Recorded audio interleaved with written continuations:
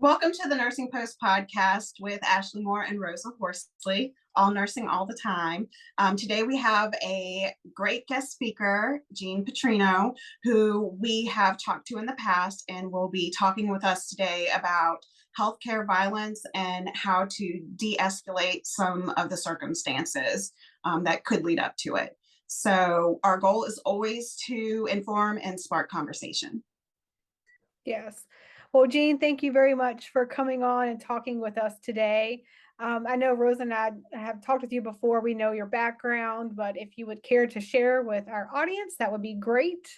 I think you're the kind of the perfect person to help with de-escalating, and since you've done that for years.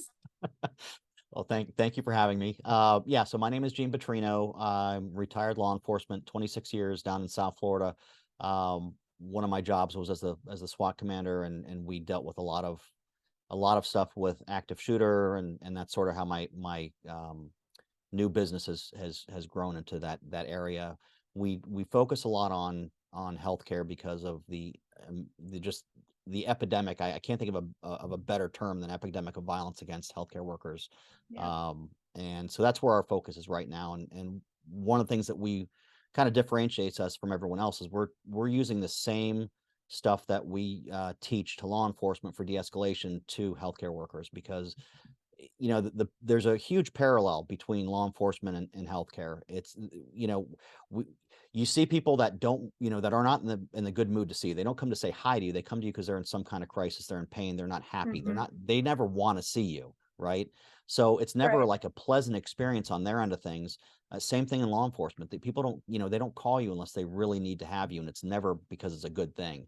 So, and most people don't appreciate the work that you do, and they don't understand the complexities of the jobs that you have. And so it seemed to be natural for me to gravitate towards the healthcare side. And when I realized and saw the statistics of 75% of all workplace violence is happening in healthcare, I was like, gosh, that's got to be addressed. So that's how I started Yeah. in that area.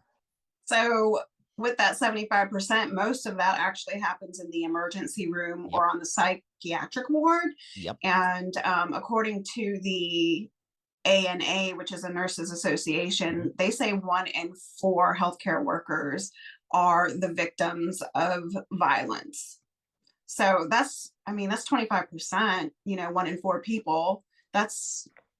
We get one more person in this chat, and there you go. There's your 25%. Yeah. I don't Oh, think yeah. people realize that, like how common and how often that this is taking place. But like you said, it's like an epidemic. And just this year alone, I'm not talking about like last year or the year before, but just like this year alone since June, I think there have been at least 5, maybe 6. I think there was one last night actually on Halloween. So it just goes to show that since the pandemic, coronavirus and all that, things have kind of escalated. The types of violence that we're seeing aren't just, hands-on anymore. They're getting to the point where they've escalated to weapons and gun violence. Yeah. And, Jean, with you talking with so many people now in healthcare, I feel that the 1 in 4 nurses being assaulted under is undervalued. I don't think it reflects actually very accurately. I would even say that it's more than that. I don't know how many nurses that I can speak to that say that they've never been assaulted at all. I think that just about every nurse that I would come in contact with would tell me they've at least been verbally assaulted, at least. Oh, I guarantee it. Yeah, it's incredibly, underreported. Mhm. There's so many, I forget who did the statistics on it, but might have been OSHA, but they even admit that this is underreported. Yes. And part of the reason, and we talked about it before we came on, was Mhm. that this has been going on for decades. Yes. Absolutely. And that there's this attitude um where it's deemed to be part of the job that you should Mhm. be, it's just it's how you should be expected to be treated, and that's got to change. Nobody should be treated that way. No one should be talked to in a way that's demeaning to them. I understand that people are hurt, and they're whatever they're going through, it's a crisis situation to them, and that's fine. um but they need to know that you're there to help them, and it's hard to do that when they're angry. And I think that's the disconnect, is that a lot of times, especially now after COVID hit, and staffing has even gotten even worse. There's more Yeah. responsibilities put on short-staffed people that can't handle the patient ratios that they're Yeah. dealt with. Now they're, so nurses, not just nurses, the doctors too, and even all the techs, everyone that works in it, they're struggling to keep up with the demand, which means that, guess what? Care is going to go down. Means that, they're going to have an attitude because they're tired, they're worn out, they're pushed to their limits. And it's just this, it's a horrible situation that we've got to find a solution to. It's funny that you had mentioned like this behavior is, people assume that it's something that we should be like used to, that we signed up for it. Mhm. And I remember people in the beginning of the pandemic telling us nurses basically to, put your big girl or big boy pants on and deal with it because this is what you signed up for. But in reality, that's not what we signed up for. Maybe a pandemic, but not the other stuff that came with it, not the unsafe health standards, reusing of masks that are disposable after one use, staffing shortages. And then on top of that, with quarantine, maybe being floated to other floors that you have never worked before, like a day in your life, and absolutely nothing about. And all of that happened, but it's like an accumulation of things, Yeah. because with all of that was happening, and there was some people that were volunteering to come back after retirement, but I have a funny feeling that there were a lot more people that left than there were that came back. And so we were already dealing with like people being short staffed and Mhm. not having enough help for the patient ratios. Yeah. And I think the only state currently right now that has that law is California. So California. the rest of the states were pretty much in an uproar. And I think along with that, and then the fact that here we go, violence has escalated on top of that, and the attitude that, well, you're a nurse, you just need to kind of deal with it, or you're a police officer, like, you just need to deal with it. Like that attitude, that's not what we signed up for. We signed up to provide care. We took an oath, to help you heal and to provide care within our scope. So I'm trying to figure out, how did we end up with like being pinned for pandemics, being pinned for, Everything. basically any and everything that people can say, oh, just, shut up. That's what you signed up for, and Yeah. keep it Well, moving. I will tell you, I might have you beat on this one, because when I started in law enforcement, I asked for a bulletproof vest, and they said, you get paid to get shot. I go, no, I did not. No, No. I did not see that in the fine print. That is not. I need a lot more money for that than if that's what it is. But yeah, I mean, it's funny because, and like I said, that's why there's such a close parallel between Mhm. healthcare and law enforcement, is because there's that attitude that has been brought to it that we are expected to be a stronger stock of a person that can handle the stress, handle you're handling life and death. However you look at it, you're handling life and death. The actions that you take or don't take can result in some pretty catastrophic results. So, you know, I get that. I understand the responsibility. I think you guys do too. I think when we all went into our careers, we had that understanding that it's an important job. It is an important job that needs to be done, and it takes a certain person that is able to do it. Um, but what they fail to realize is that there's so much more that comes with it now. You've Mm. got, you've got people politically that look at you, how are you doing your job? You have people looking at you from financial, oh, you just want to make more money, or, and then you have people that just don't even understand it, and they second guess what you're doing, and which leads to indictments. And I hate what's happened in nursing, but guess what's starting that? I mean, it's been happening in law enforcement a long time. Yeah. Officers that have done their job the right way based on their policies, Mhm. and based on the law, have been villainized, and actually have gone to jail for things that they did that were really and truly mistakes, not justifiable. I'm not exonerating anyone with that did the wrong thing. I think any officer that does the wrong thing should be punished. But it's the same thing in healthcare. Mhm. Nurses that make an honest mistake, especially under the circumstances that they're on, being understaffed, overwhelmed, not supported by their organizations. And it's having now criminal impacts. And I mean, it's insane. And how are you expected to do your job? So, this is all part of why I kind of just feel like I have to get involved and see what I can do to help because, um, you know, like I said, law enforcement has gone through it for a long time. We're just now starting to see the shift in healthcare, and it's scary. It's scary to see it because what's going to end up happening is people are going to walk away from a job, and you guys are seeing that. You're already Yeah, seeing short we staffing. already You were seeing have. that before the pandemic. Now the pandemic hits, it's even worse. Now you've got people going to jail for mistakes that are made.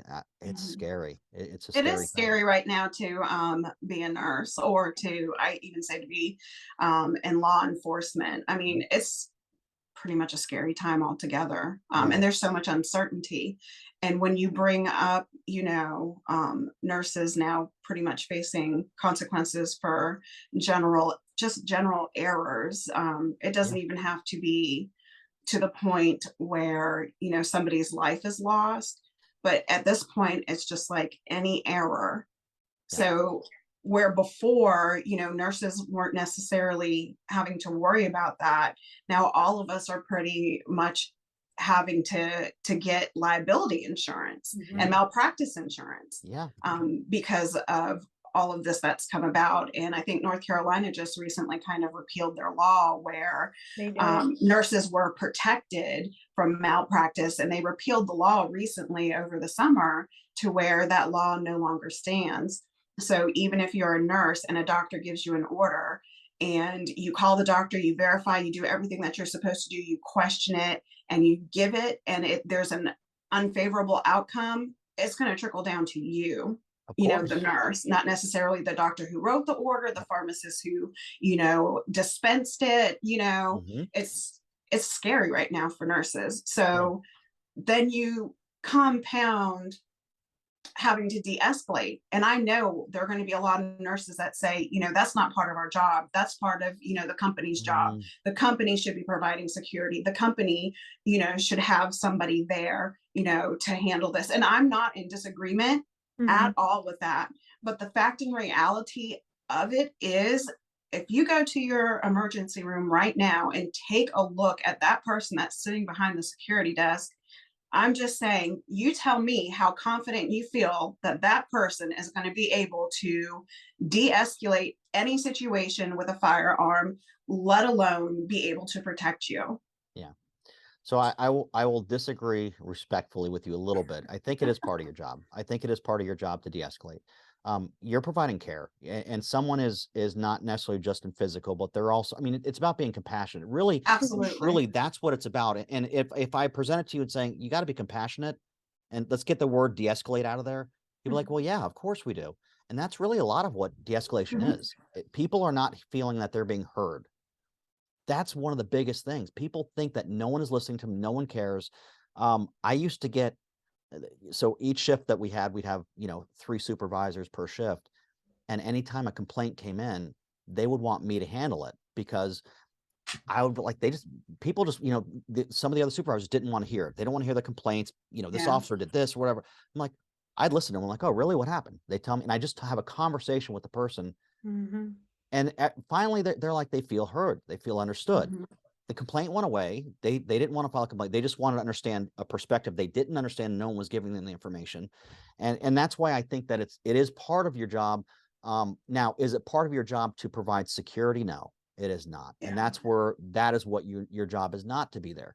And I hear, like I said, I've spoken to well over 200 healthcare workers. That's doctors and some administrators, nurses, techs, like pretty much just Mhm. about anybody that was willing to talk to me, I've been talking to. And I have yet to find one of them say that our security guards are really quality. Yeah. Yeah. You I know? think that, I I think that we had talked about this before where we were in a situation at one of our offices, where we actually called for our hospital security, and Mhm. because we were at a satellite office, we were told that they Go don't across the leave the street. hospital. I mean, I'm like, I can see the hospital, and, if I had something, I could throw it across the street and land it in your parking lot. Like, that's how close, it's not like we were a Yeah. ways away.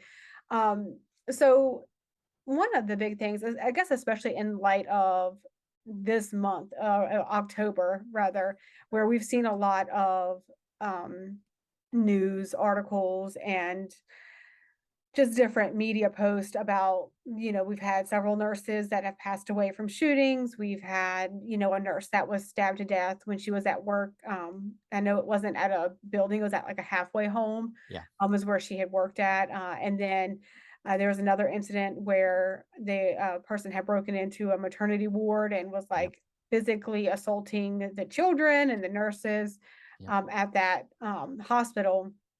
So, do you have any advice or tactics for people who are in a situation where it's all happening very fast and they feel like there's maybe not time to de-escalate? Like what would you do, or what things that we could look for that maybe we're not paying attention to, that are subtle signs that we're missing, just because nurses are more, I'll be honest, I'm not constantly looking over my shoulder to see if somebody's coming after me. Yeah. That's not my, Our situation focus awareness is is not. on patient care, like Yeah, we do listen. Good nurses listen to their patients. They try Of to get to course. the root of the problem. Sure. We're trying to find out why they're there, because that's what the doctor wants to know. Yeah. So yeah, most of us take the time and do our due diligence. I worked in the Absolutely right. dementia unit, so I understand the aspect of, yeah, we do have some responsibility Yeah. in de-escalating, especially I feel with those that have psychiatric issues, but that doesn't excuse the behavior of that Absolutely right. person. You see what I'm saying? Absolutely right. There's it's a reason for them behaving that way. Doesn't mean that it's acceptable behavior. Yeah. So So like we get trying to talk somebody down. We've been told, not to like overcrowd a dementia patient because that causes more confusion, things like that. But like Ashley said, we're to the point now where like, should we be checking like people have gun permits? Are they concealing and carrying? Like, it's like, what do we do if we're in that situation where somebody has a scalpel to you or yeah, a gun to you? Like, what advice could you give in regards to that? that is a huge question. I know, That's but like a that's 6-day exactly question for what me to you answer. see though on So the news. It's kind so of, yeah, let's kind of separate things a little bit, because you know de-escalation, first of all, you're right. Sometimes things happen so fast. De-escalation is not an option. And you also have to realize that if you do everything right, de-escalate, do all the things that you're trying to establish rapport, all these things that you're trying to do, doesn't mean it's going to work. right. And people have to understand that, de-escalation is that big buzzword these days. We have to do de-escalation training. Yeah, Yeah, it's limiting. You have to it understand is. that it's not a guarantee. It's just another tool that you should have. Mhm. Um, so that's the one side. The other side is yeah, an attack. An attack is imminent. It's coming. What should you be looking for? Honestly, this is where hospitals are failing. Their physical security systems are not designed to prevent someone from gaining access to certain areas. that's Um, correct. some hospitals have very, very weak intake processes where they're really not, they're looking at, all right, this guy's having chest pains, can bring him in. Like, they're not thinking about anything else. Do they know this person from something before? A lot of, I'm down here, I think pretty much everywhere, a lot of homeless people that have mental illness, things like that. Their behaviors is never guaranteed to be the same. They can be violent one second and your best friend the Yeah, next. Very much. So if it's somebody that and that they have that predisposition to have that changing behavior, is there a separate way that you can bring them? Is there another area that's more secured where they don't have access to everybody? There's a lot of things that can be done, but really and truly, if an attack is happening, you have to be looking out for your safety. And Ashley, I know you said you're not looking over your shoulder. Unfortunately, and this is something that's a hard pill for everyone to swallow. You are your own protector.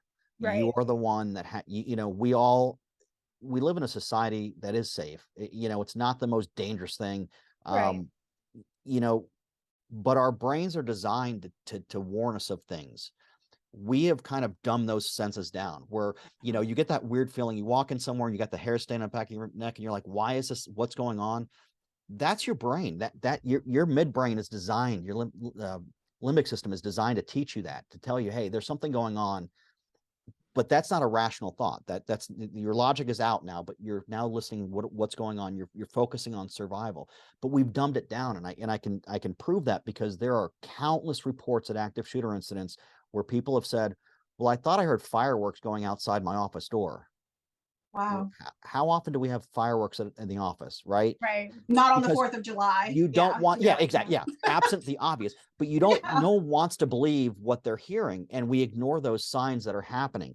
So that's why situational awareness is really, really important. And that's why when you get that bad feeling like something's not right, if you see a patient or you see a visitor, someone that's visiting, and they just look wrong, you need to report that first of all to your security, and hopefully they know how to do their job. Secondly, you need to pay attention to them, and you need to start having this plan. What would I do if someone came in and with a knife and started, screaming they're going to kill me? What are you going to do? Where do you have that you can, you can lock yourself in a room? And that creates a whole nother level for you guys as nurses. What are you going to do with your patients? Yeah. Yes. It's tough. It's a tough situation, but you're really going to want to look at when you see certain indicators, always look at hands. You hear law enforcement all the time. You watch any show, let me see your hands, let me see your hands. It's because your hands are what kills you. Your hands are what weapons are. Weapons are always in a hand. Typically, you're not going to get kicked to death. I mean, you can, but Right. that's what you're looking for. You're looking for what's in somebody's hands. When someone's Mhm. hands are in their pockets, you can't see what's in there. So you'll hear officers, get your hands out of your pockets. They don't know what's in there. And it takes, there's studies that show that it takes about 0.2 seconds for someone to present a weapon. Wow. 0.2 seconds. So that means that, you don't have time. Once they're in front of you, they're going to pull a weapon out, whether it's a gun, a knife, a stick, or whatever it could be, a baton, something. By the time they get it out, you're already going to be getting hit. You're already going to be attacked. So it's that watching someone's behavior in the very beginning, listening to what your body is telling you, like, I'm getting a bad feeling about that person or about this group of people or about just something, even if you can't even tell, even if just the room, something, like sometimes just the atmosphere changes, like you just feel something wrong, start listening to that. And that's the best advice that I have. If you can pay attention to what's going on, watching the people, watching what's happening, and get the early report on that, that's really good. The other thing is distance. Creating a distance between you and someone that is trying to attack you or that you think is going to attack you. Make sure that you have a barrier between you, whether it's a bed, a cart of some kind, a desk, something. Keeping those barriers are really, even a door. If you can get to a door and close a door, those are barriers that you want to have, because if they get within that striking zone, it's going to be too late. Like I said, 0.2 seconds. If they could walk right up on you from 28 feet and in, they're on top of you by the time you can respond. So they're 30 feet away from you. They're looking at you, giving you the stink eye, and you're like, oh God, this guy's gonna attack me. Yeah. And they can run up onto you, pull something out, and be on top of you, hitting you, stabbing you, whatever. You have to realize that distance is not, it's not a lot of distance. And that's hard because you're inside of a hospital. You don't always have that, especially the smaller facilities, like saying halfway houses, there's not a lot of room. So No. it's a very challenging thing. So really cueing in on what the person's behavior is. How are they presenting themselves? Are they staring at you intently? Are they looking at you like, I'm going to kill you? Are they screaming? And sometimes that doesn't mean that just might be they're just mad. Sometimes they just need to scream and vent. That might just be their form. But yeah, it's a tough, that's a very tough answer to give, because human behavior is just, it's not normal. There's no Yeah. set process that we have to get to. So in So those attack situations, it's essentially, find a way to protect yourself with either fighting back with something if you have to, or getting out of it, getting Yeah. yourself out of Fight it. or flight. Yeah. Yeah. So do you think So, that most oh, go people ahead. just fail to listen to their instincts? Like they knew something wasn't right, but they just failed to listen? Oh yeah. 100%. Most people do. Um, like I said, there's tons of tons of accounts where people have done that. And you mentioned, Rosa, you mentioned fight or flight. There's also freeze. Yeah. A lot of People people do will that. actually just freeze and stand there, and that's because we never think it's going to happen. And that freeze, to kind of answer your question, Ashley, is that's what it is. When they don't believe it, they disregard how they're feeling. their body can't process it, and they'll sit there and Mhm. they'll look at somebody coming at them like, is this really happening? This happened in the San Bernardino shooting at Inland Regional Center, and there were people as the gunmen came in and were shooting. They stood there and they watched as they got executed. They watched the gunmen shoot them. They just Wow. froze. They didn't know what to do. And it's because they couldn't believe, they couldn't process that this could happen. So having an understanding that, there is always danger. Nothing is ever perfectly safe. You could live in a bubble, and that's about the only way you could do. If you've never had contact with society, you might be safe. But then you're not a nurse Yeah, or yeah, a Yeah. healthcare exactly. worker. Yeah, Yeah. but just listening to those, that instinct that you have, and nurses are really good. When you got to pay. When someone walks in, you're like, oh, this is gonna be a good one. Yeah. Same with We love. get Like, good at Yeah. reading people, just like, I'm sure yeah, law enforcement does. You get good at reading people after a while. yeah, And you definitely know who your like frequent, we call them frequent flyers. You same know thing. who those are. Like Yeah, just like if you were to get a call for, I hmm don't know, just domestic dispute yeah, at a no, certain same house thing. all the time, Yep, like you have an inkling of, how that's gonna Mhm. go. yeah, Um, this has gotten to a point where last year, federal legislation was passed. HR 1195, the Workplace Violence Prevention for Healthcare and Social Workers Act, because social workers are in, the same hmm kind of situations that we are in. Um, but then it I felt like it after it passed federal legislation, they put it back on the state, and it's just kind of like Well, I'm gonna sitting there. I'm gonna correct you a little bit. It didn't pass. It passed the House. It did not Oh pass the yes, you're Senate. right. You're So right. it is now in committee in the Senate right now. Part of the reason that had stalled out was because the belief, this is what the politicians are saying, and I think there's a little bit of truth to it. Um, Healthcare had been through enough with COVID. They didn't want to further burden it with another regulation that's going to cause even more stress on an already fragile ecosystem that healthcare is, Yeah, right? I mean, you get still trying it to recover is. from COVID. It's there's now we have the recession, supply chain issues. So getting supplies to and from, the shortages in staffing, all these things have just a huge impact on it. To throw more onto it Mhm. is it's pretty tough to do. So that it finally did. I think it was in May of this year. It got to the Senate. The Senate put it through Mhm. committee, and that's where it's at right now. I firmly believe in the next few months it's going to pass, Yeah. because we're still seeing all these problems. And I'm not a big government regulation guy. I hate when government gets involved, but when you have something that's so um devastating like what's happening in healthcare right now, I fully support it. I mean They're not isolated events. That's the thing. no, You can't pinpoint it to one state, yeah, especially since, even just this summer to see so many incidences yeah, like kind of spread out all over. We're talking about Tulsa, we're talking about, hmm Texas, we're talking North Carolina. We're just, yep, it just keeps Everywhere. going and going. So it's for us right now, it's national. It's not just, an isolated incident. But with that being said, I feel like a lot of the healthcare institutions should have had a lot more in place than what they currently do.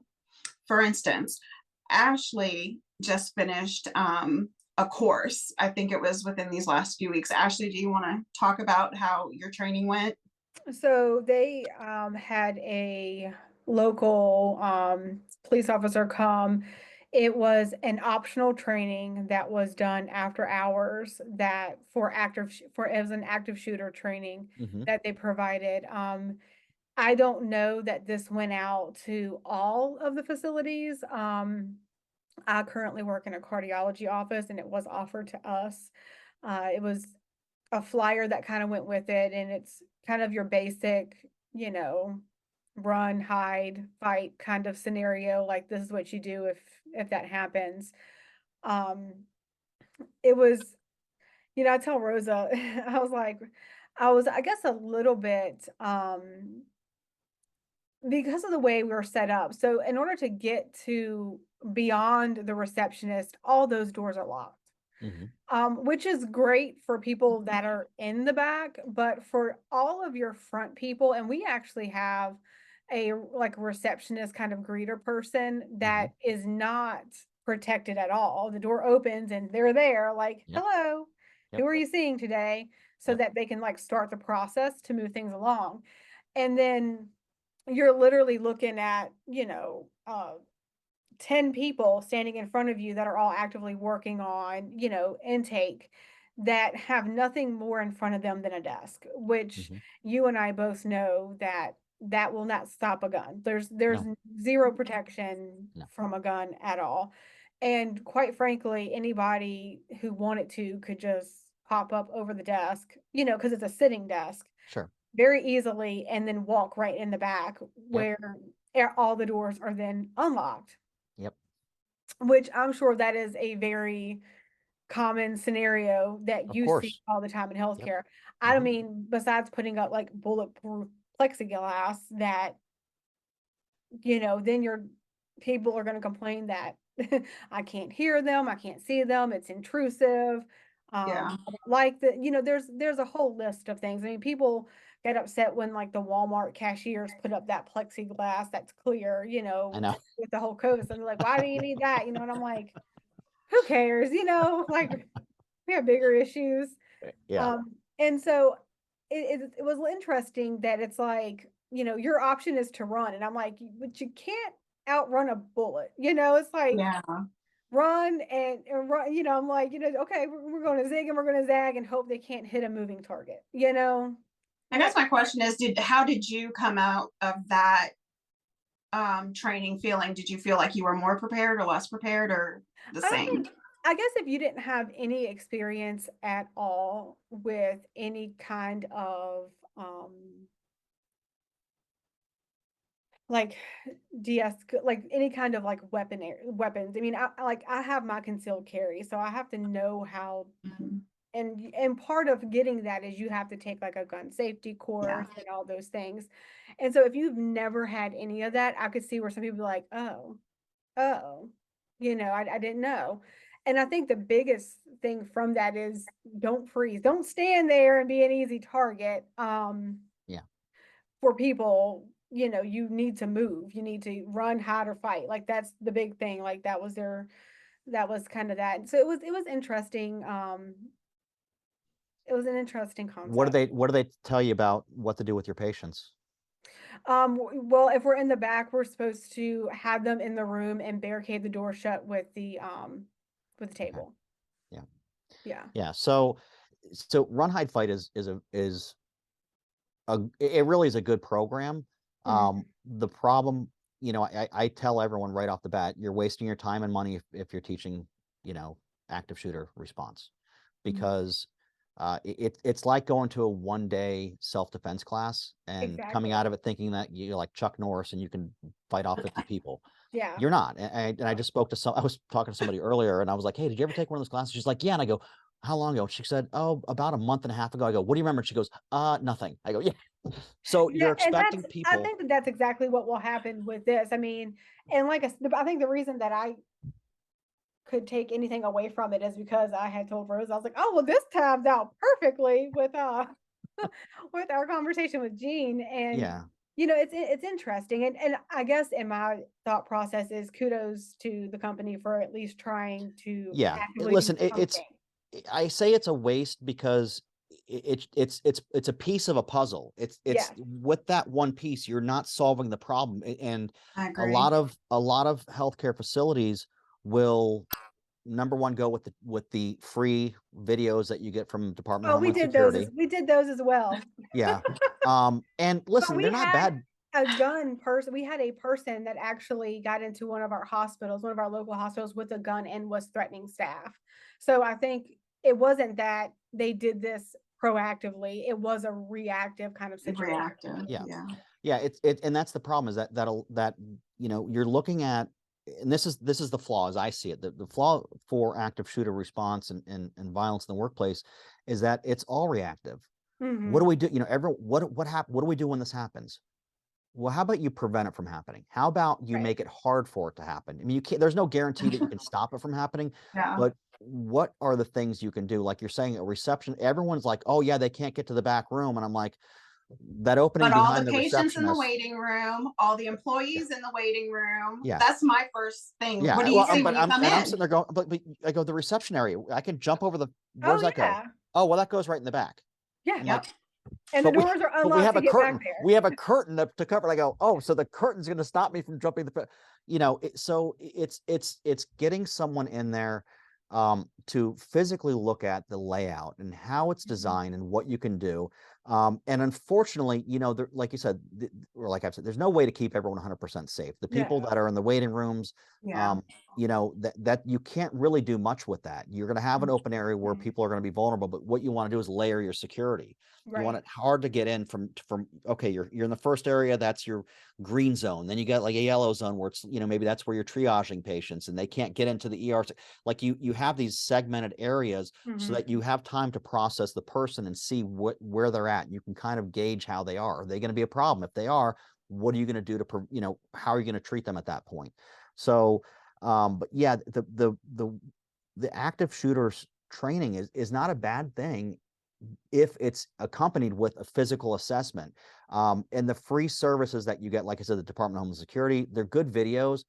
But if you don't have someone that understands the tactics, philosophy, understands gunfights, understand ballistics, understand all this stuff, watching a movie's not going to do it. We did a training. We were asked to come in for the county library system to watch them do a presentation on active shooter response. They wanted to see, they were nicest people in the world, the sweetest ladies, so proud of themselves. And they said, how'd we do on a break? And I was like, Oh, do man. you want me to be honest? And they're like, what? And I go, it's not your fault, but here's the problem with what you did. And here's what you did right. Here's where, and they're like, we didn't know that. I mean, yeah, because the videos don't teach you that. And if you don't have experience in protection and security and all these things, you're not going to be, there's no way for you to do it. You don't have any experience that's related to it. I can go buy a book on how to do open heart surgery. There's textbooks out there, like $100, $200 book I can find. I can do that. You gonna trust me to do it because I read a book? No. You'd be an idiot. Even if you YouTubed it, I would still say no to you. Just exactly. Yeah. I mean, you just don't do that, so you need to have someone that's in that field that comes and says, okay, here's how it goes. We had someone from one of the airline companies. They have their corporate office down here, and they were saying that their training was a waste. And I said, well, why? Well, we did the videos and it was all virtual. And I said, okay. And I knew what was going on. And what was the problem? They said, well, it was, they're telling us how to barricade, but we are a 5,000 square foot open area with all cubicles. oh, wow. So how do you barricade that? And I'm like, exactly. So you're not getting the perspective. You're just getting something that's cheap and free and easy. Like law enforcement comes in, law enforcement offers it a lot of times. Yep. And they may not be qualified to teach it. They might have just been said, hey, you're getting the you do the short straw. yeah, that's a nice way to thank you. I was getting worse, but it's your turn to teach now, and you're going to do it. And you're like, I don't know what I'm doing. Just read the thing and watch the video, and that's it. Little hazing period for the new guy. Yeah, and that's what happens a lot of times. So you're not getting the quality that's there. And like I said, a lot of the hospitals are looking at this as just sort of check marks. Well, yeah, of course we teach our people this. But you're not doing what's working. If that training worked, we would see a reduction in the fatalities and casualties, and we don't. We see the increase that's going on because it's not being handled effectively. So the training in and of itself is not it. You need to learn situation awareness. You need to learn de-escalation techniques. There's a lot of things that can be done in the front end of something. When you're in the attack, it's now all about survival. It is all about, and that's why, no, you can't outrun a bullet, but understand that people that are attacking are looking for easy. They're looking for the easiest thing to hit. So if you're running away and running around, you might get away. If you're standing there, you're definitely not getting away. So that's why, like, when you're being attacked, even like, they teach a lot of, like, in the women's self-defense, scream, make a lot of noise, because no one wants to get caught. No, and that you're putting up a fight. They want the easy person that just goes along with what they say. And you don't want to do that. So yeah, it's I'm glad that they did a training with you, but it's limited. It really is. I feel like it kind of falls short. And then, like you said, there are other things that could be done that haven't been implemented. For instance, I know Ashley and I, we work together. That's how, we know each other. But there have been incidences where, they'll give you a badge and your entire name is on there and your photo's on there. And people have been the victim of stalking for that. And so I took it upon myself to, cover my name. And one of the members of management was like, why did you do that to your badge, this, that, and the third? And I tried to explain to them the reasoning why I had decided to cover, my last name. And they didn't bother me, bug me about it after that. But it was the fact, like, they had no clue, no idea as to how that might protect like me or somebody else. Yeah. And then I saw today in an article where now they have these little buttons that are placed on name badges that are alarms, so that if you are around somebody who I know is the a owner of that patient. company. I know the owner of the company. Yeah. You do? Great. Yeah. I saw that today and I was He's like, oh my awesome. gosh, these are just simple things that our companies can do to actually save a life. And I read that article about the little noisemaker on the badge and I thought, oh my gosh, how difficult can this be? It's not that hard. No, there's a lot of very simple solutions that are out there, and you have to. There's a cost to everything, and a lot of hospitals don't want to spend the money. They don't see security as a savings item. I will argue with any CEO, period, that it is actually cost savings to do it. Productivity goes up. Your staffing resolves itself when employees feel. I mean, they did a survey. I forget where it was. I read it a couple of weeks ago. That, like, I think it was the number one or number two reason that nurses are leaving is safety.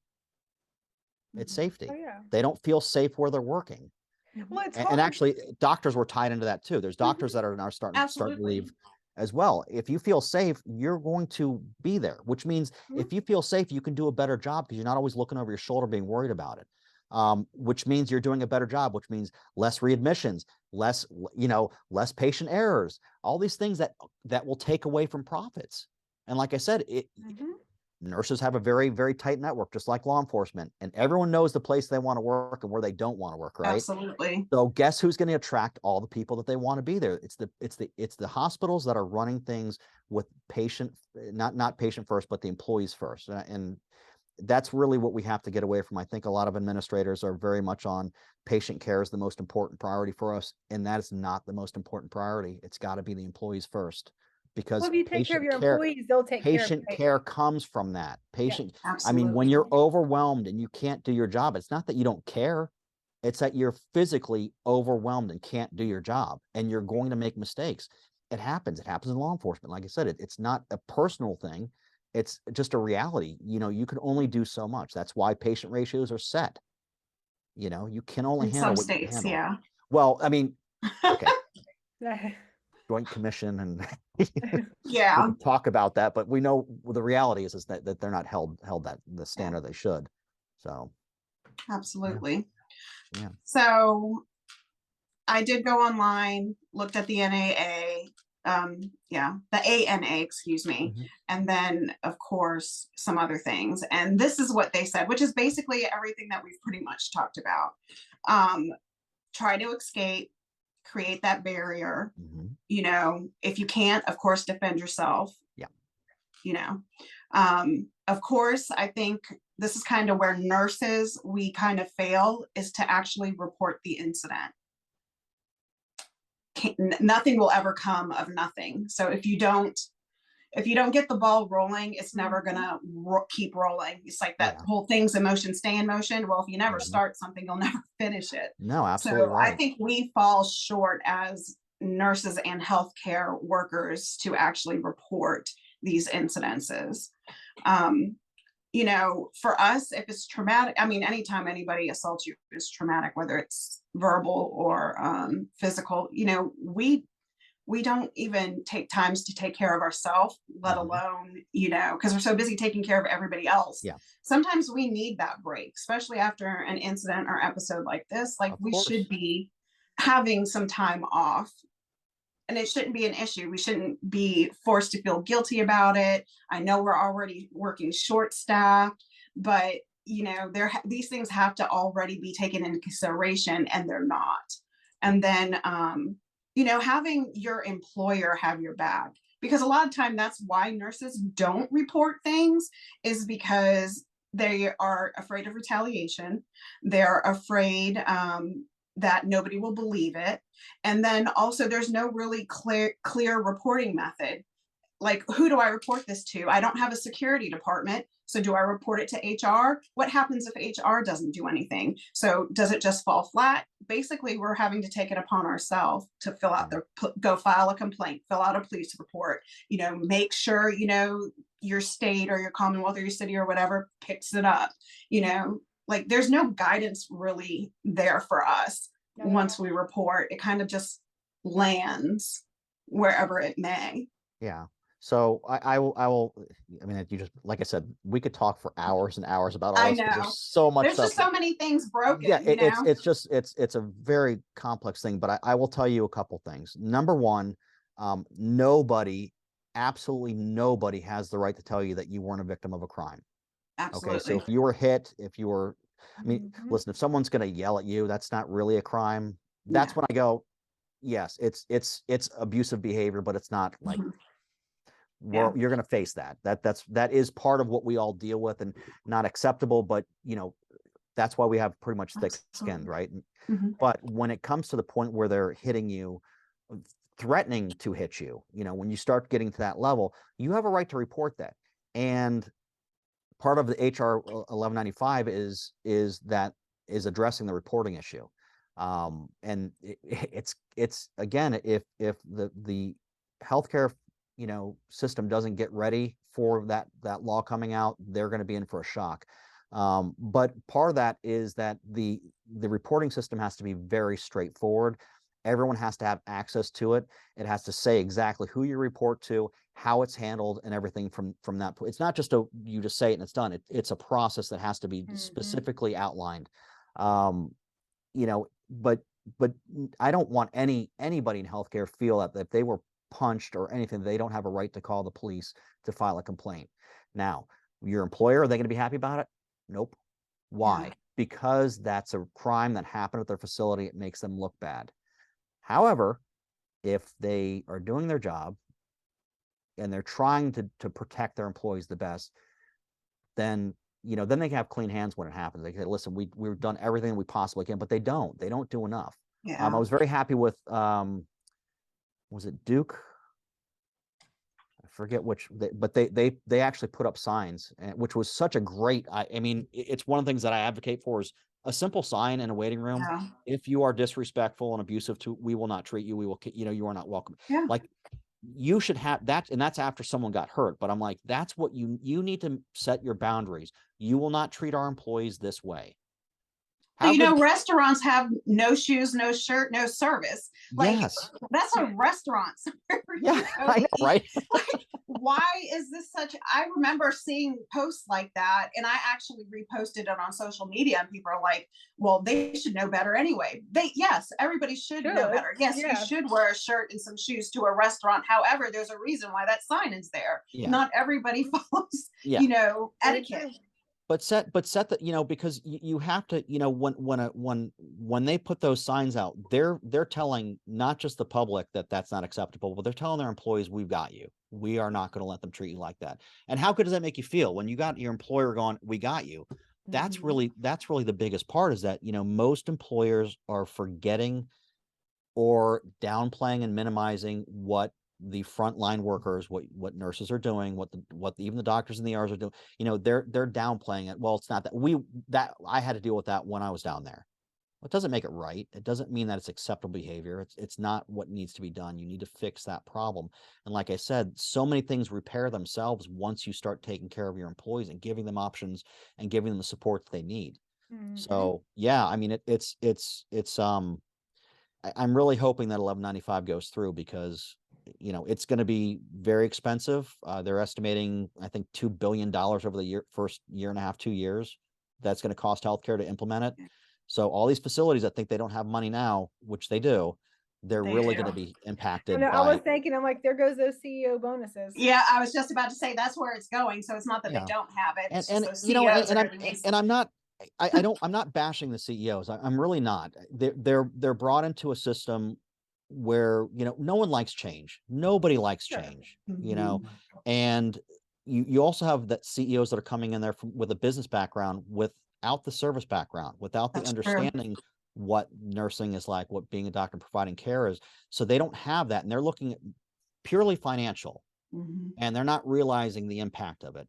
And so there's that disconnect that has to be kind of brought. So I'm not here to bash administration, because I think a lot of the administrators, I mean, there are some bad ones. There's no doubt there are some bad ones.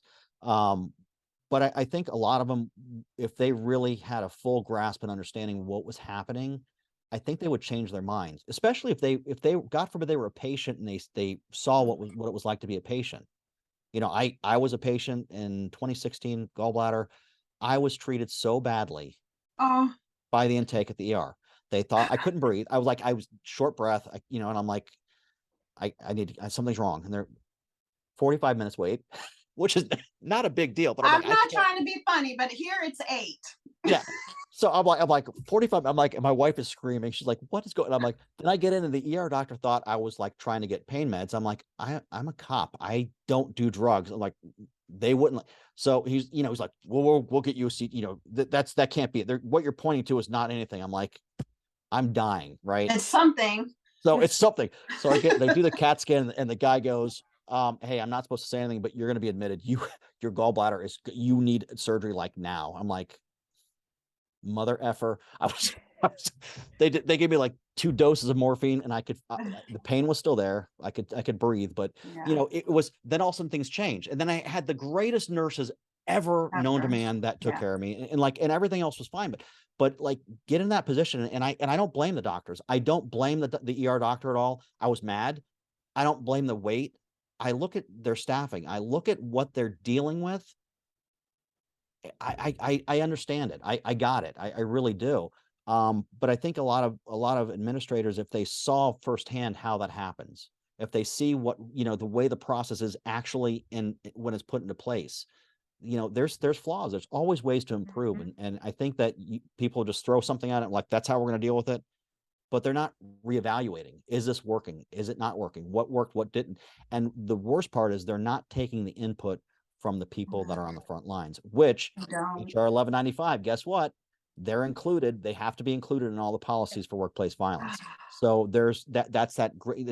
It's the way it's set up. It looks like it's going to be a really valuable regulation for the front line, but not so I know, much. like you said in the beginning, it's going to be expensive, but I think like with anything new, that's always the case. Yeah. But you'll get your return on the back end. Of course. Of You course. know, I mean, it's needed. employee retention, you know, less, you know, admissions for repeat diagnoses, things like Yep. that. So I feel like, yeah, you might have to pony up out of your pocket here in the beginning, but you'll see that return, you Yeah. know, in the future. Yeah. And some of the stuff that is required is, you know, not a lot of this, you know, everyone sees security as a big expense. And it can be. I mean, if you're looking, there's all kinds of high tech things that cost a ton of money you want to throw money into, but there's so many other solutions out there that are not expensive. The name badges that have emergency, you know, The panic button. I love panic that. button has a panic button, or I you know, have not seen that. I'm gonna have to like do some Google search to see what that Yeah, is. I just was so tickled. I was like, so oh my gosh. and it may not be the same company. The Yeah. company that I have, it's basically it's an ID badge with a button on it. You can't even tell it's a button. You can't. You don't. No one knows. So it's very surreptitious. You can press the panic button, and the patient will have no idea, or who the person you're dealing with has no idea. You just hit the button.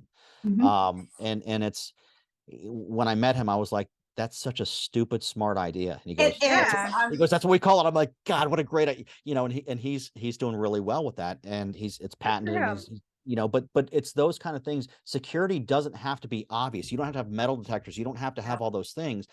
There's so many products out there that can be designed to blend in. And even we utilize something called crime prevention through environmental design. And that's a really important aspect of preventing crime, is using the setup, the actual design of your area to to make it so people don't want to commit a crime there. Essentially, it's like, if you look at, if you have people that ride their bikes to work and they have a bike rack and the bikes are always getting stolen out of the bike rack, one of the techniques that we would use for that process is we would put a picnic table out by there. So by the bike So rack. people So will that gravitate. people will gravitate that area, or you put a piece of artwork or a Yeah. fountain that people with a bench that people want to. So you're creating a situation where they're going to get caught if they try doing that. Because there's most likely someone, it's called natural surveillance. So we use a lot of those techniques to try to help hospitals set up a situation where it's really hard to commit those crimes. And because people that want to do it, it shouldn't be easy. They should have to work for it. You shouldn't have multiple points of entries for hospitals that don't have restricted areas. I mean, Tulsa, the guy walked right in. He walked right in. He had no one stopping him, and he killed the was it a receptionist and two doctors. All because he had back surgery that went bad, and that's a shame. But there's things that can be done. There's a lot of stuff that can be done. But it needs to be changed. But some of that stuff is not expensive. Some of those things, you're talking about, putting a lock on a door. Seriously, that's what some, or an access point, so where they have to have a badge to get in, things like that. It's not that expensive. Yeah, I appreciate that. Yeah, absolutely. And you look at the cost of not doing those things. You look at, the millions of dollars when these things happen, the litigation costs. Your insurance is going to go up. That bad publicity, who wants to be that facility that had this happen? It's embarrassing. And guess what? Patients don't want to go there. I don't feel. I mean, there's hospitals here that I don't want to go to. We would joke. We're like, pull me into the other county. So no, I think mostly law enforcement and nurses do that. We have this list of places that we don't want to go and of people that we don't want touching us. And so, that is. The only people that might have us beat are the EMS. The EMS are probably like, no. You make U-turn and go back. Yeah. Well, well, let me tell you, EMS. I was just gonna say, my buddy's a paramedic firefighter, and he and I talk about this all the time. And he's like, there's hospitals we don't like to go to because they're either they're mean, they make it hard for us to do our job. Or it's just it's unsafe. We get there and we're like, oh my God, we're gonna get robbed in the parking lot. We're dropping a patient off, and so they even they know, if a patient says, hey, can you take us to this, if it's not a major situation where they're forced to go to the nearest hospital, they'll go somewhere else instead. So when you talk about profitability for hospitals, if you don't think that these EMS workers are not transporting to the hospitals they prefer, you'd be wrong. And that's patient choice, actually, unless they're, unresponsive, then it's the closest. So I always like, if you know better, you do better. And sometimes patients don't even realize that. So I'm going to, that's what I'm saying. They don't know, but the paramedics know. The paramedics are like, you want to go to XYZ, right? I know it's a little further, but it's a much bigger hospital, So unless it's a dire emergency and they're on their deathbed, then it is patient choice. If it's not patient choice because of the situation I just mentioned, then it's the closest facility, of course, which, it should be. But I think the most important takeaway from this conversation, and maybe it's just even changing the wording of de-escalation to, surrounding awareness or something along those lines, because everything that you pretty much told us today is not, like self-defense or anything like that. That's like number 3 or 4, but it's just basically being aware of your surroundings and to listen to your gut instinct, then of course, all the things that we had mentioned before, trying to escape, creating a barrier, defending yourself, all of that's important. But just like you said, just being aware of your surroundings and who's in that environment with you, and reporting it. When you see something, report it. Because if you don't, then I feel like you're complacent and compliant with that behavior. So as nurses, we need to do better in reporting. And here's the thing, that the whole see something, say something has been a complete flop.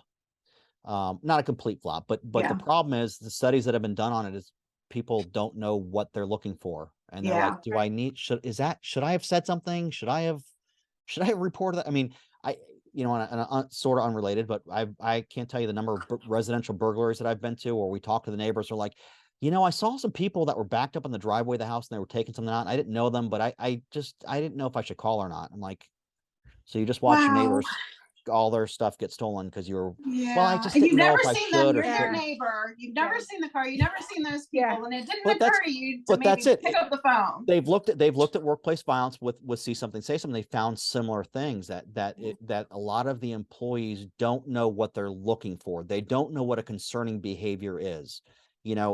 A lot of times.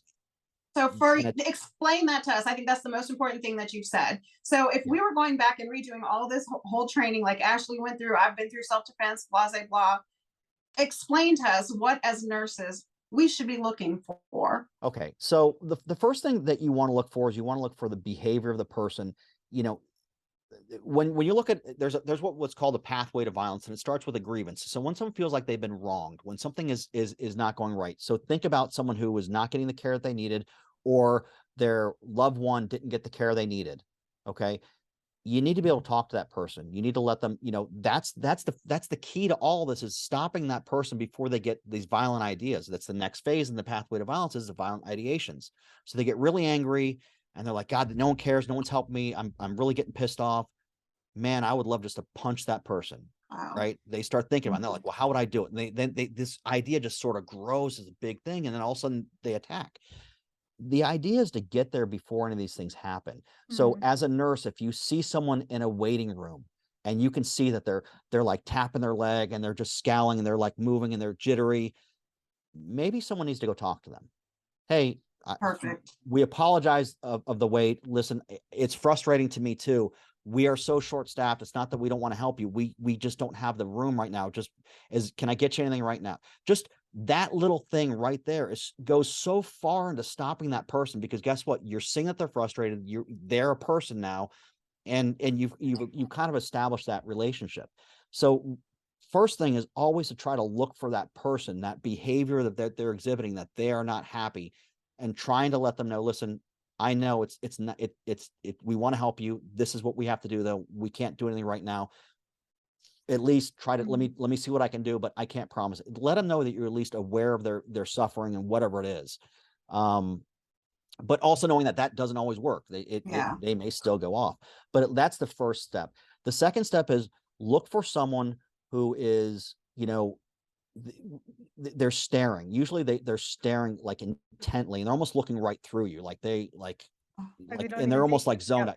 It's that 10,000 mile stare. They're just like looking at you, like, and sometimes they drop their chin a little bit, because that's a natural thing to kind of protect your neck, and they're clenching their fists. You're looking at their hands. Are they looking around? Are they constantly looking around? Are they looking up to see where the cameras are? When you start seeing these kind of behaviors, it may just be that they're curious. I mean, I probably look like that everywhere I go. I'm always like, there's a camera there, exits. And because everywhere I go, I'm looking to see what is the security here. It's just my nature to see that. And how would I get out of here if something happened? Which is the next thing that the nurses have to think about is if someone came through that door over there, where would I go? What would I do? And start running these scenarios through your head. What would I do if I started hearing gunshots? What's the first thing I would do? Think about it. Would you lock yourself in a room? Would you run? It's something that I can't, there's no set answer for, because every situation is going to be different. But know where your exits are. Know exactly the route that you would take, exactly what you would do. If you think, oh, I'll barricade a door, well, what are you going to barricade it with? Is it something you can actually move? Because a lot of people, like in an office setting, well, I'd move my desk. Yeah, your desk is probably a little bit, I'll move a file cabinet. And if you've ever tried to move a full file cabinet, they're heavy. They don't move. They just don't move. You might be able to dump it over, but that's about it. But you have to like look at these things, examine what your environment is. What could you do? How would you do it? How would you get in? How would you get out? Things like that. Like I said, always watching always watching their hands. If you hear something that somebody's screaming, instead of ignoring it, at least stick your head out. At least see what's going on. If it's a gunshot, don't stick your head out. But if you hear someone scream, he's got a knife, you might want to start barricading yourself into a room, which is not always easy, because like some of the hospitals down here, they have sliding glass doors and with a curtain, and you can lock the door, and that's fine. but it's not a guarantee that they're not going to be able to get through there. Well, not, a lot of the sliding glass doors, especially like in older facilities, like in order to lock that, you have to actually be at the door and you're like at the hook Mhm. that's on top of it to be Yep. able to get that to quit opening and closing or whatever. Yeah. So it may not be something that's an easy proximity kind of thing. Feasible. Yeah. And exactly. So knowing that, how would you do it? Right. And on, I would say on a slow night, which if there is such a thing in I don't healthcare think there anymore. are any of those anymore. Yeah, but But there are just certain think how, like, facilities that look at have it. like that vestibule that it's like, well, the doors are gonna be locked. We did have a place where I worked at previously, it's been years ago, that the doors were open, but at 7 o'clock, all the exterior doors locked and nobody was allowed in or out without having to be physically let in. Like Yeah. somebody had to go and unlock the door and then you were to lock it right back. And it was a huge, like that was a big deal, Yeah. like for that to not be left open, because ultimately there was nobody, there was such a skeleton crew there on nights, and that's what I worked. Yeah. They're like, if somebody got in here, y'all would be done. Yeah. Pretty much. Yeah. It's like, yeah. And that's another thing. When you have security features like that, don't bypass them. Yeah. Doors that you have to have a key card, don't prop them open because it's easier than swiping or putting your code in to get it. Don't do that, because that's creating an opportunity, and you don't want to create the problem with security is that it can always be defeated by the employees just because they don't take it seriously. So that again pulls into, how is your administration looking at security? Do they take it seriously? Because as soon as you have administrators and supervisors that say, this is really important, we want to do this, we want to make sure you guys are safe, the employees will take it seriously and they'll see that it's of value. Just like training, if they take it seriously, instead of saying, oh, we got this training, here's a flyer if you want to come to it. No, they should be going out. Listen, we want everyone to go to this. I know not everyone's going to be able to this time, but please, we want you to be there. We're going to be in there. When you create that environment where everyone's like, this is really important, everyone takes it seriously, and then you have a better benefit and a better ability to actually for the training to be put Oh in yeah. place of what And I happens. did hear a couple of the leadership say, are you coming? I'm going to be there. Are you That's coming? great. And some of it was well received. Some of it was like, yeah, I'm going to be there. And other people are like, no. And they're like, well, how are you going to know what to do if there's an active shooter? And there were a couple of people that are like, oh, if there's an active shooter, I know exactly what I'm doing. I'm leaving. I'm leaving you behind. I'm leaving everybody behind. Yep. And it's kind of, they were joking in a way and serious in a way, like, Yeah, I know. if somebody's showing a gun, I'm running. Like, I don't need anybody to tell me what to do. I'm gone. Yep. Out of here. And I'm like, well, at least they have a plan. Well, but That's do they important really part. have a plan? Do they really have a plan? Or are they just Yeah. saying that? Like, Right. again, where would you run to? Where, if it Right. happened right here, where's your closest exit? You might think, but when that stress starts hitting you, again, Right. remember, your limbic system kicks in, that logic and reasoning starts to go down. You're in that survival point. And so if you understand, if you've thought through this, in law enforcement, we play the what if game. What if I went to this call and this happened? If this guy, if I started driving up and I start taking bullets towards me, or if there's a body in the front yard, how would I you start playing these scenarios in your head. That's how you create that response that's almost second nature, that help protect you. And that's really something that I think a lot of nurses should do, and pretty much everyone in healthcare. What would I do if someone came in and they were holding a bat? And How often do you think that nurses need to be running this through in their head? Like, of course, we'll do our training. I'll be surprised if I see anything else for another year. Sure. Unless there's some incident, I honestly think that we have to get back to a little bit more survival mode, and we have to start thinking about these things frequently. And it's not to be paranoid. It's not to be like, oh my God, I'm going to be attacked. It's not. It's about being prepared. Right. When you start looking at things and you say, well, what would I do if this happened? Just curious, how would I respond? Could I get out that door? Go check the door. Yeah. It might be locked. Like, you can't get out that door, even though it's not supposed to. People. We're human. We make mistakes. People will disable things. There's things that you think are going to work that won't work. Like I said, people think they can move a desk that they can't move. So it's testing these things out. And it's a healthy exercise to put yourself. I do it every day. I mean, I come into the office in the morning. Usually I'm like the first person there. I'm like, what do I do if I turn the light on? Yeah, I know that was Somebody's good. there. Somebody Yeah. there. Like if someone's right down the hall, especially like Halloween, I was like, oh, this is kind of freaky. This It's not a eerie. such good day for us either in healthcare. So No. Yeah, no, exactly. But thinking of these things, putting all these thoughts in your head, like, well, how would I handle that? It's more of a curiosity than being in fear of it. How would I Yeah. handle it if this really happened?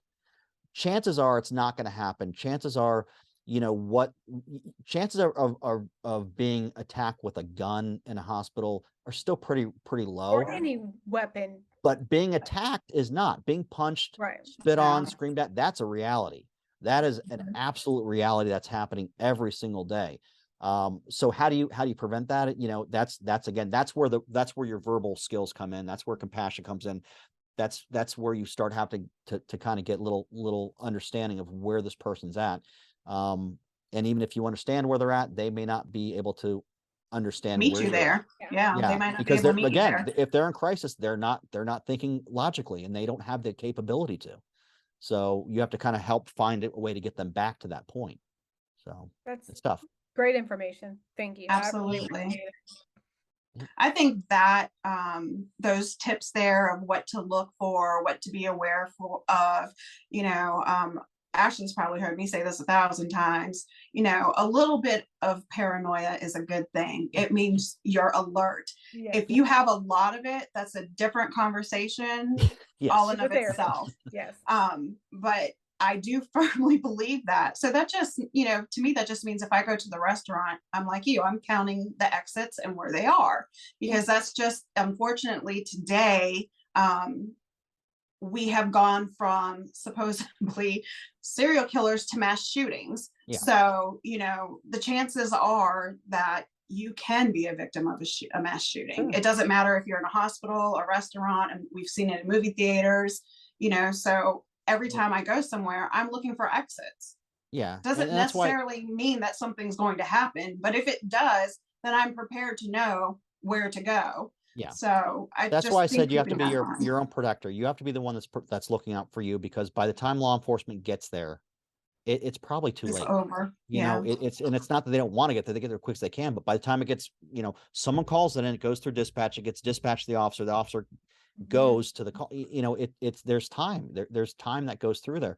Yep. It's hard to be there at the right place at the right time. So being your own protector is really important. And again, this isn't just about your job, about what to do Mhm. if I'm at work, like you're saying. This really has an Unfortunately, application it's for your life. everywhere.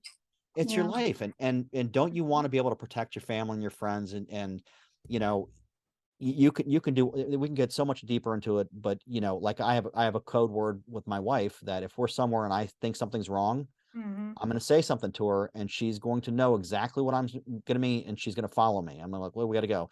And no one's going to know anything else that's happening, but I didn't feel right about something. I want to get us out of here quickly without making a scene. And that's what we're going to do. And you can do all these little tricks, and there's all kinds of things, but that's just part of stuff that I've learned over the years in law enforcement. You have to have contingency plans, know where your exits are, know what you're going to do if something happens, and just being aware of your surroundings. Like you said, healthy paranoia is great. It's I'm not thinking everyone's going to kill me every second, but there's Every people once out in a there. while, just know it could. It always could. can. It always Yeah. can. Life changes. You guys know that life changes in a blink Absolutely. of an eye, and you have to be ready for it. You have to just be like as well prepared as you can, and having that little, what would I do if this happened, and listening to that voice. If like, man, something doesn't feel right here. Like the grocery store. This is weird. This is not the way it usually is when I come in here. I'm out of here. Yeah. Get groceries somewhere else, or I'll come back another day. And most likely, it's probably going to be nothing, but better safe I than agree. sorry. Be Yeah. aware, try to escape, create a barrier, defend yourself, and report. Yep. So, Jean, just in case, we have any hospital administrators listening and they're like, this guy really knows his stuff, where would they be able to find you? Okay, they can find me on LinkedIn under Gene Petrino, GenePetrino. My company is Survival Response. Go to the website, survivalresponsellc.com. And that's probably the two best ways to get hold of me. But I'm on all social media, so I'm pretty much everywhere. But LinkedIn is where I'm pretty heavily on right now. Yeah. Thank you so much for talking with us. And I really do appreciate you Absolutely. taking your time and reaching out to healthcare workers in general and what you're doing. No. It means a lot to us. I know for Rose and I as healthcare workers Mhm. to know that somebody sees it and they're on our side to help try to get it fixed. Well, I will tell you, there's a lot of us out there. I network with a lot of people, and we all, even the person I spoke to this morning at a meeting this morning, and she was same conversation. She's like, Mhm. we got to do something about that. And I said, yeah. So there's a lot of people that are trying to make a difference, and I think it's going to catch on. I think people are starting to realize the gravity of the situation you guys are facing, and I think it's going to start changing eventually. But we're working on it. Yeah, But thank you I guys think for the everything more that that you we do. work together, even Yeah. though you're in law enforcement and I'm in healthcare and Susie Q is in social work, we all need to kind of come together as a collective. Isn't it about community? I mean, right? Isn't that how we should all be looking out for each other as people? Absolutely. And I think we kind of got away from that. And I think we got to I think kind of come so. back together. And Mhm. we're stronger as a group than we are individually. And if we just keep that in mind, I think there's a lot that can be done. I So agree.